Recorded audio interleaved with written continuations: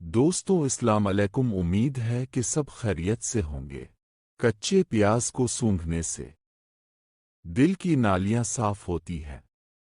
ماتھے پر ناریل کا تیل لگانے سے لقوہ نہیں پڑا کرتا۔ روزانہ صبح کے وقت نہانے سے یادداشت تیز ہوتی ہے۔ وہ لوگ اکثر کمزوری کا شکار ہوتے ہیں جو رات کو کافی دیر تک جاگتے رہتے ہیں۔ انگوٹھوں پر پودینے کا پتا مسلنے سے گنٹھیا کی بیماری سے بچے رہو گے۔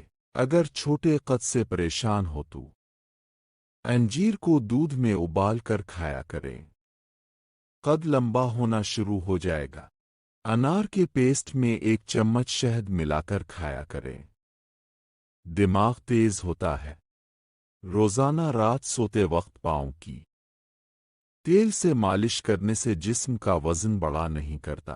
ہونٹ کالے پڑ گئے ہیں تو پپیتا کا چھلکا ہونٹوں پر مس لیں، ہونٹوں سے کالا پن دور ہو جائے گا اور ہونٹ گلابی اور نرم ہو جائیں گے۔ چقندر کھانے سے جسم پر بڑھاپے کے اثرات کو کم کیا کرتی ہے۔ ورزش کرنے کے بعد کوشش کیا کریں کہ 1 گلاس دودھ کا پی لیا کریں، جسم کے پٹھے مضبوط ہوں گے۔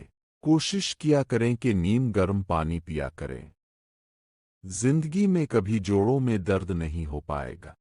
اللہ کا شکر کرنے سے رزق میں برکت آیا کرتی ہے۔ دودھ میں 4 دانے انجیر اور کشمش کے ابال کر استعمال کریں، قبض کے لیے نہایت مفید ہے۔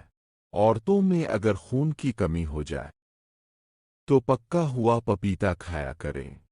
فالج کے مریض کو دودھ میں 1 چمچ دیسی گھی ملا کر ابالیں اور دودھ پلا دیں، بہت مفید ہے۔ کمر میں درد ہو جائے تو مالٹے کے چھلکے کو کمر پر مسلیں، درد کے لیے مفید ہے۔ چلتے ہیں اپنے ٹوٹکا کی طرف۔ اس چھوٹے سے ٹوٹکا کے لیے 2 چیزوں کی ضرورت پڑے گی۔ پہلی چیز خالص شہد اور دوسری زیتون کا تیل۔